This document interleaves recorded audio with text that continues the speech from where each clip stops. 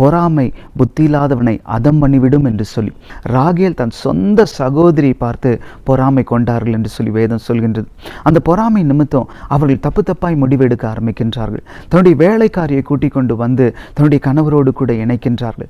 இவள் மூலியமா ஒரு பிள்ளை பெற்றுக்கொடு என்று சொல்லி. ஆனால் ராகேலோ தன்னுடைய 2வது மகனை பெற்றெடுக்கின்றார்கள். ஆனால் அந்த 2வது மகனுடைய பிறப்பில் அவள் மரித்து போய் விடுகின்றார்கள். பொறாமைப்பட்டு தன் கணவரோடு கூட சண்டை போடுறாங்க. தன்னை சுற்றி இருக்கிறவர்களை பார்க்குறாங்க. அவைகள் இல்லாத நிமித்தம் அவர்களோ தன் மேல் கோபத்தை உண்டாக்கி கொள்ளுகின்றார்கள். இந்த பொறாமை நம்முடைய வாழ்க்கையை சேதப்படுத்திடும். ஒரு நாள் அல்லது ஒரு நாள் நம்ம ஏதோ ஒரு ஆசீர்வாதத்தை இழந்துவிட அது ஒரு காரணமாக இருந்துடக்கூடாது. ஆகையால் இன்றைக்கு ஆண்டவர்கிட்ட கேட்போம், ஆண்டவரே இந்த பொறாமையிலேருந்து என்னை விடுதலை ஆக்குங்க.